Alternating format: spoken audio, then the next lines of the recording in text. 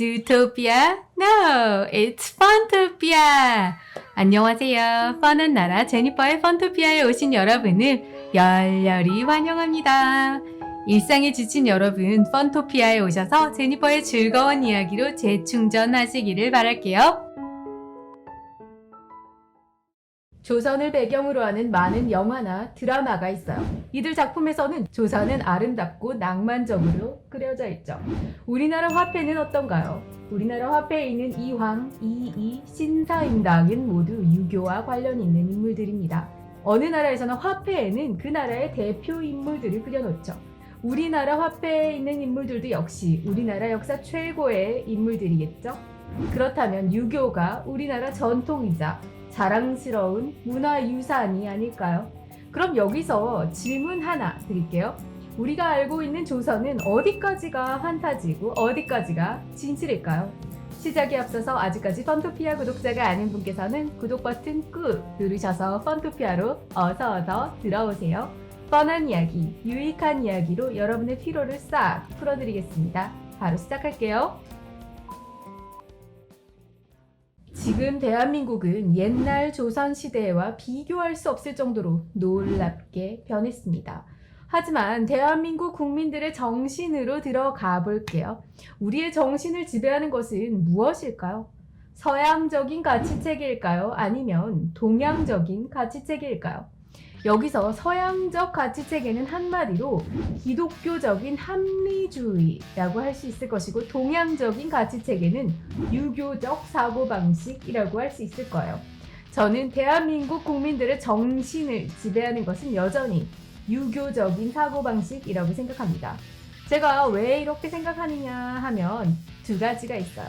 첫째는 국민성을 쉽게 바뀌지 않는 법입니다. 조선 왕조 500년을 지배했던 가치체계는 그 후에 100년도 안 되는 짧은 시간 동안 바뀌기가 쉽지 않은 거죠. 둘째, 국민성은 물론 바뀔 수 있어요.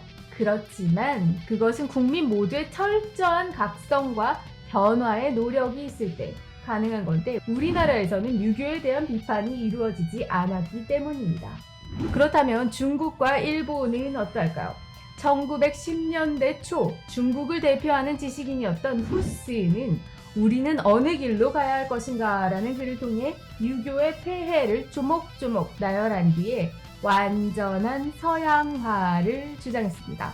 또한 1966년에 마오쩌둥의 문화대혁명, 이 문화대혁명은 물론 정치적인 목적이 있었죠. 그렇지만 유교를 공격 목표로 한다는 것을 기억할 때 중국인들의 유교에 대한 피의식이 얼마나 깊은 것이었는지 알 수 있습니다. 한편 일본에서 메이지 유신의 사상적 기초를 놓은 계몽사상가 후쿠자와 유키치, 이 후쿠자와 유키치는 탈아시아론을 주장하면서 중국 전통의 유학 문화를 맹비난했습니다.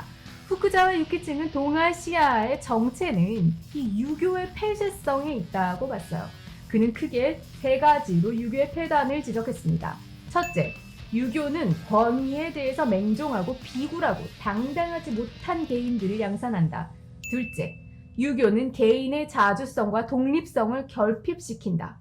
그리고 셋째, 유교의 본질은 기득권의 권리를 보호하고자 그 이상, 그 이하도 아니다 라는 거예요. 여러분, 그런데요, 솔직히 이런 비판이 이루어진 중국과 일본은 조선에 비하면 유교의 영향력이 그다지 크지 않았습니다. 한중일 이 삼국 중에 조선 왕조만이 500년 동안 주자 성리학에서 한치도 양보하지 않는 그 교조적인 범주에 머물렀거든요. 유교의 피해를 가장 많이 봤으니까 가장 유교를 비판해야 될 나라가 정작 조선이 아닌가요? 하지만 조선에서는, 그리고 조선 다음에 건국된 대한민국에서는 조선을 망국으로 이르게 했던 유교에 대한 비판이 거의 이루어지지 않았습니다. 하기사 우리나라는 너무 골수적인 유학 풍조여서 유학을 감히 비판하지도 못했고, 경제 개발을 한다, 민주화를 한다, 정신이 없었기는 하죠. 그런데 놀라운 일이 발생합니다. 유교가 놀랍게 탈바꿈을 하는 거예요. 조선을 망국으로 밀어넣었던 유교가 어느덧 우리 민족의 정신이자 조상의 아름다운 유산으로 탈바꿈하는데 성공한 거예요. 여러분, 강력한 신분제 그리고 노예제 사회였던 조선을 미화하는 많은 영화 그리고 드라마들을 생각해보세요. 과연 이 드라마, 이 영화들에 나타난 이 조선이 판타지가 아닌 실제일까요? 우리나라 화폐에도 있는 이 이황, 이이, 신사임당은 모두 유교와 관련 있는 인물들로 도배가 되어 있죠.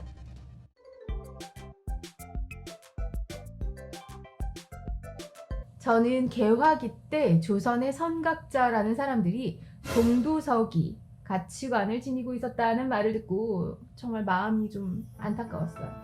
정신면에서 동양이 앞선다고 동양적 사고방식을 고수하면 어떻게 진정한 서구 문명을 받아들일 수 있을까요? 하지만 지금 곰곰이 생각해보니까 지금도 대다수 한국인의 마음속엔 동도서기의 가치관이 자리 잡고 있다는 결론에 도달하게 되었습니다. 유교는 우리 사회에서 정말이지 아름다운 미풍양속이 되어버렸거든요. 유교 때문에 조선이 망했다는 인식을 지닌 사람을 찾기는 드문 거예요. 그런데 어떻게 그 옛날 조선인들이 지녔던 그 마인드 그대로를 지금 우리가 가지고 있나요? 결과적으로 우리에게는 500년간 우리가 입어온 그 옷, 이 옷이 편한 거예요. 바꾸면 불편하니까. 이것은 조선왕조 500년의 쇄국 정책으로 우리는 남의 것을 받아들이기 불편한 그런 민족성을 지니게 된 것이 아닐까요? 어렵게 말하면 폐쇄성이 우리 민족의 국민성이 되어버린 것이라는 말씀입니다. 이러한 폐쇄성을 미화하기 위해서 신토부리라는 말도 나오는 거죠. 그런데 분명히 알아야 할 것은 유교, 특히 성리학은 중국에서 온 말도 안 되는 사유체계이지 우리의 전통이 아닌 것입니다. 신토부리가 아닌 거예요. 성리학에는 과학적인 근거가 전혀 없고 도덕 유지나 사회 발전에도 도움이 안 된다는 것은 이미 다 입증이 된 거죠. 그렇다면 진정한 한국인의 정신, 이 진정한 한국인의 정신은 도대체 뭘까요? 제가 생각해보니까 진정한 한국인의 정신은 대국이었던 중국 옆에서도 굴하지 않는 정신, 그리고 실리를 추구했던 정신이라고 생각합니다.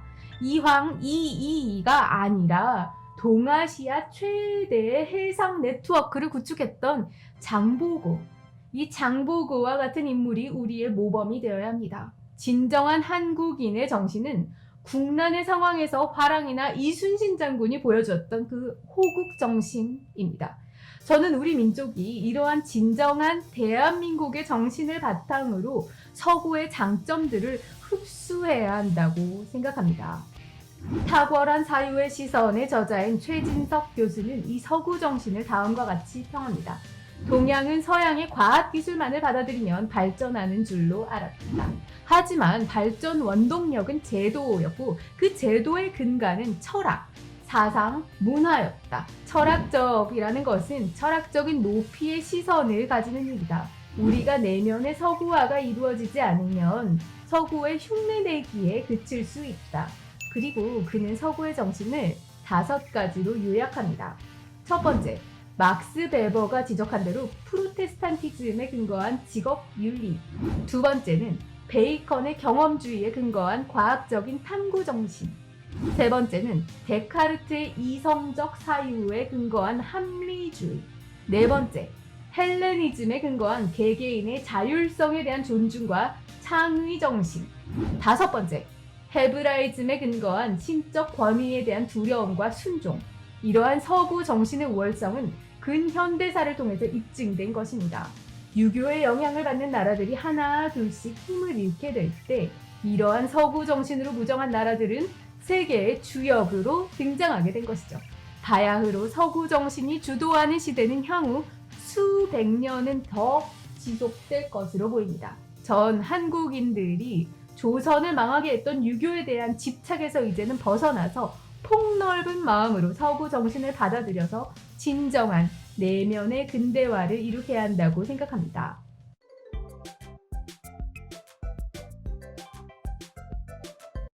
공자가 죽어야 나라가 산다의 저자 김경일 교수는 다음과 같이 말했습니다.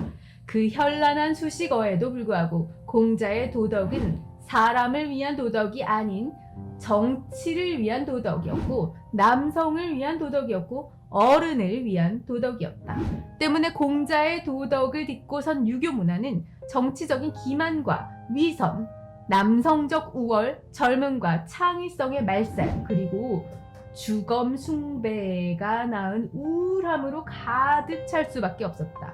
이는 조선시대에 와서 산업공상으로 대표되는 신분사회, 토론부재 등을 낳은 가부장적 의식, 위선을 부추기는 군자의 논리, 끼리끼리의 혈연적 폐쇄성과 그로 인한 분열 본질, 여성 차별을 부른 남성 우월의식, 스승의 권위 강조로 인한 창의성 말살 교육 따위의 문제점들을 오늘날까지 지속시키고 있다. 이 유교의 많은 폐해들 중에 여기서는 시간 관계상 2가지 점만 말씀드리겠습니다. 첫 번째는 유교가 우세한 사회에서는 법치가 이루어질 수 없다는 점입니다. 법치는 예외가 없다는 특징을 가지고 있죠. 하지만 유교는 예외를 허용합니다. 유교는 법 위에 도덕이 있기 때문입니다. 도덕편에 서면 모든 것이 합리화가 되는 거죠. 예를 들어볼까요? 정부에서 어떤 법을 만든다고 할게요. 이 법을 발의한 정당 및 또 집단이 있을 것입니다.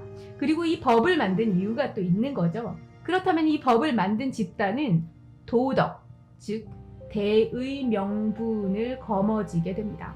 대의 명분을 지니고 있으면 그게 중요하지 법을 지킬 필요가 없는 거죠. 그 법은 그 정당의 적한테 적용이 되는 거지 이 법을 발의한 집단에는 적용이 되지 않는 것입니다. 유교에서 법치주의가 이루어질 수 없는 또 다른 이유는 유교는 국가에 대한 충성보다 효도를 더 강조하기 때문입니다. 유교에서의 효는 나의 친인척의 범위까지 확대가 되는 거예요. 엄마, 아빠 외에도. 즉 온정주의로 빠지는 것입니다. 제가 조선의 지방관이라고 해볼게요. 유교의 효의 개념이 확대되면은 제가 지방관인데 국가에 대한 충성보다 내 가족, 내 친척에 대한 부양 의무가 더 강조되는 거예요. 그렇다면 국가의 소유를 빼돌려서 내 가족, 내 친척을 부양하는 그 부정 축제까지도 정당화가 되는 거죠. 이것이 조선 말대가 세계사적으로 유래를 찾아볼 수 없을 만큼 그 부정부패의 난립이 된 이유입니다. 제가 지적하고 싶은 유교의 또 다른 대표적인 폐단은 과거 집착이에요. 여러분, 정권이 바뀔 때마다 구호 기억나시나요? 과거 청산, 바로 그거예요. 우파든 좌파든 어느 정권이든 예외가 없습니다. 일제청산, 역사 바로 세우기의 구호는 꼭 등장하죠. 막대한 예산과 에너지를 투입해서 과거 바로잡기가 이루어집니다. 문제는 이 일은 끝이 없다는 데 있습니다. 아무리 바로 세우고 또 바로 세운다고 해도 새 정권이 생기면 계속 과거를 바로 세워야 하는 거예요. 그런데 여러분 아시나요? 이 끊임없는 과거 집착이 유교의 폐단이라는 사실 말입니다. 유교는 본질상 과거에 철저하게 집착합니다. 유교의 출발 자체가 검증 없이 과거는 무조건 맞다라는 가정에서 출발하기 때문입니다. 공자는 주나라의 종법제도에 심취해 있었죠.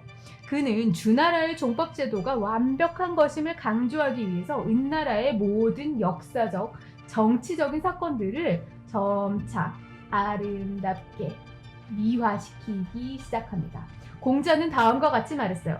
옛 왕들은 모두 진실하고 정직함으로 나라를 다스렸다. 백성들은 언제나 화목했고 관리하도 아무런 원한이 없었는데 너는 이것을 아느냐? 네? 아니 검증 불가능한 과거를 내세운 다음에 그것은 무조건 옳으니까 너 토달지 마 이거잖아요. 그렇게 논쟁의 싹을 처음부터 잘라버리는 것입니다. 성인이라고 불리는 검증 불가한 인물들을 내세워서 그들은 무조건 옳아라는 가치를 전파한 거죠. 결국 과거의 그물에 스스로 구속이 되는 상태가 되어버린 것입니다. 여러분, 과거라고 해서 무조건 아름다울까요? 과거라고 해서 무조건 옳을까요? 성인들이라고 해서 무조건 실수가 없을까요? 하지만 이것을 부인하면 유교의 틀이 우르르르 무너지는 것입니다. 유교의 가장 큰 가치 중에 하나는 온고지신입니다. 과거를 알아야 새로운 것을 알 수 있다는 말이죠. 일가견이 없는 말은 아닙니다. 저 또한 역사를 생각할 때 동의하는 단어입니다. 하지만 문제는 끝없이 온고에만 머물러서 지신을 하지 않는다는 것에 있습니다. 즉 과거에만 끝없이 매달려서 미래를 보지 않는다는 거예요. 이 와중에 일본과 서양은 저만큼 앞서가는데 우리는 영원히 반복되는 역사 바로 세우기에 머물러 있는 것입니다. 여러분 재미있으셨나요? 지금까지 펀토피아의 제니퍼였습니다. 여러분 영상이 재미있거나 유익했다면 아래쪽에 있는 좋아요 그리고 구독과 알림 꼭 부탁드릴게요. 제니퍼의 펀토피아는 여러분의 의견으로 컨텐츠를 제작하고 있습니다. 펀토피아에서 다루었으면 하는 이야기를 댓글로 남겨주시면 여러분의 의견을 반영하고자 노력하겠습니다. 다음에는 더 재미있고 유익한 영상으로 찾아뵙겠습니다. 감사합니다. 여러분 안녕.